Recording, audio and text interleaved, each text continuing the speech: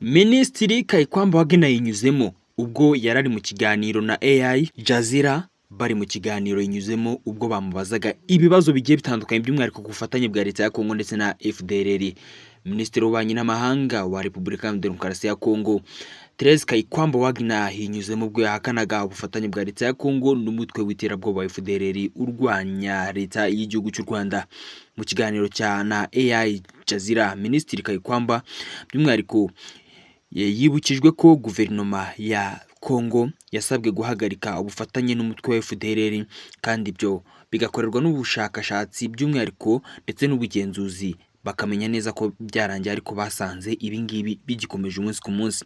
Muri ikiganiro cyasohotse kuri tariki ya 13 Ugushyingo 2025, umunyamakuru yabajije Kayigamba ati wabwira isi ko mudafasha FDLR?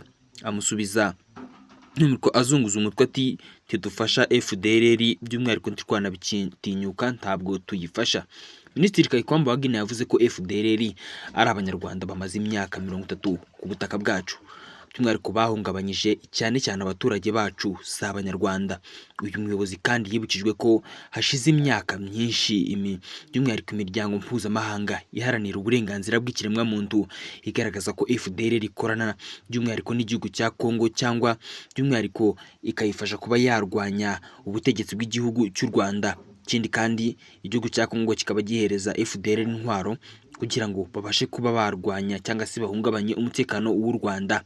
Yahawe by'umwihariko urugero rwa raporo za 2009, asubiza ati uri kuvuga kuri ibyo ngibyo bya 2009 kandi ubu turi muri 2025. Mu gihe Minisitiri Kayigamba yari akomeje kuyobya, umunyamakuru yamubwiye ko by'umwihariko akanama k'umuryango w'abibumbye gashinzwe umutekano tariki ya 21 Gashyantare 2025 katoye umwanzuro wa 2773 wamagana ubufasha ingabo za Kongo zihereza umutwe FDLR, by'umwihariko anasaba ko ubwo bufasha bwahagarara. Umuryango akaba aricyo kintu wari wasabye igihugu cya Kongo. Minisitiri Kayigamba by'umwihariko yabashijwe niba n'akanama ka Loni karabeshyeye ingabo za RDC cyangwa se za Kongo, asubiza ko niba hari ubufasha FDLR ihabwa butaba bushingiye kuri politiki ya leta, ahubwo ko bwaba butangwa na bamwe mu basirikare b'abanyekongo bakomeye. Yagize ati niba hari ubufasha buhabwa FDLR, tekereza ko hari itandukaniro ry'ingenzi dukwiye by'umwihariko kugaragaza, si politiki ya leta. Turi kuvuga ku bantu by'umwihariko ku giti cyabo mu gisirikare, kandi iyo tubonye ibimenyetso byabo cyangwa se by'ibyo ngibyo batanga turabahana. Ikindi kandi dufite uburyo bwo kubibabaza ndetse tukabafatira n'ibihano mu gihe hari ubufasha bahaye umutwe wa FDLR. Ubwo Minisitiri Kayigamba by'umwihariko yageragezaga kwikurayo, umunyamakuru yamubajije impamvu akanama ka Loni katasabye abasirikare ku giti cyabo bo muri Kongo guhagarika ubufasha baha leta ya Kongo, ahubwo bakabisaba leta by'umwihariko igihugu cyose, aho kugira ngo babe abasirikare ku giti cyabo. Uyu muyobozi by'umwihariko yemeye ko igisirikare cya leta aricyo by'umwihariko cyagombaga gusabwa guhagarika ubufasha, kubera ko aricyo gishinzwe by'umwihariko abasirikare, kugira ngo by'umwihariko urenga ibyo ngibyo nyine, kugira ngo urenga amabwiriza n'amategeko abihanirwe. Tariki ya 10 Ukwakira 2025 by'umwihariko hashingiwe ku biteganywa mu masezerano y'amahoro ya Washington, igisirikare cya Kongo by'umwihariko cyasabye abarwanyi ba FDLR kurambika intwaro kugira ngo by'umwihariko bacyurwe mu Rwanda. Gisaba abasirikare b'abanyekongo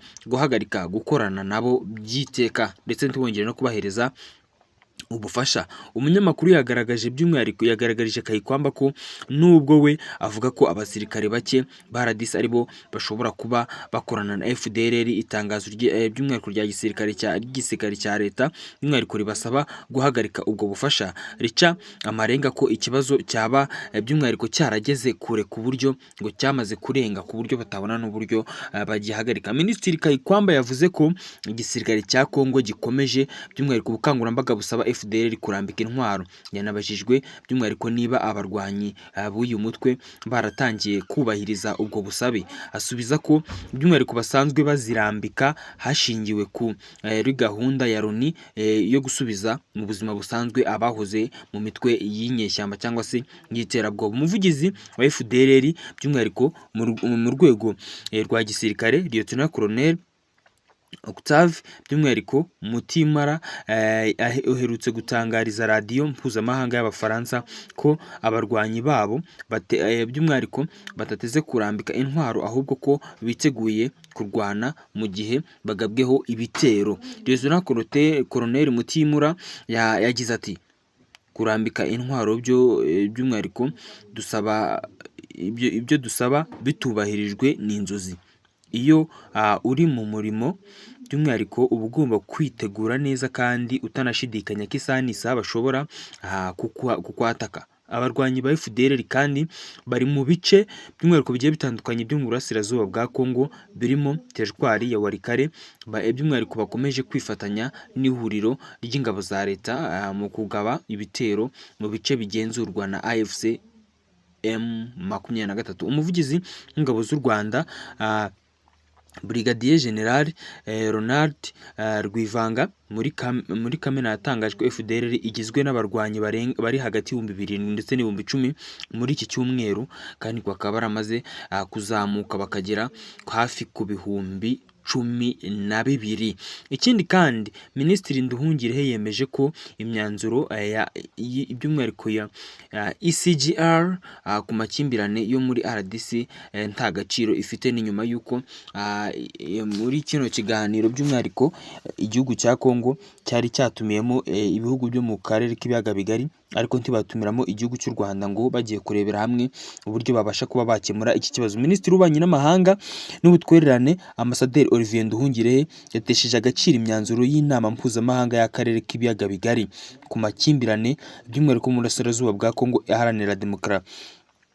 Kuwa 15 Ugushyingo 2025 i Kinshasa muri RDC by'umwihariko habaye inama y'abakuru b'ibihugu bigize uyu muryango nyine w'ibihugu bigizwe n'ibiyaga bigari, by'umwihariko waheriwemo Perezida Felix Tshisekedi ububasha bwo kuyobora ikindi kandi uyu muryango, nk'uko byatangajwe na Minisitiri wa RDC ushinzwe kwishyira hamwe kw'akarere Floribert Anzuruni. Abakuru b'ibihugu bigize by'umwihariko bamaganye ibikorwa by'umutwe witwaje intwaro wa M23, banasaba igihugu by'umwihariko cy'igishotoranye gukura burundu ingabo muri Kongo, ubwo nyine bavugaga u Rwanda. Minisitiri Nduhungirehe by'umwihariko yasubije ati imyanzuro y'inama yanyu by'umwihariko yabereye i Kinshasa muri iki cyumweru by'umwihariko gishize u Rwanda rudahari, yatorewemo Tshisekedi nka perezida mushya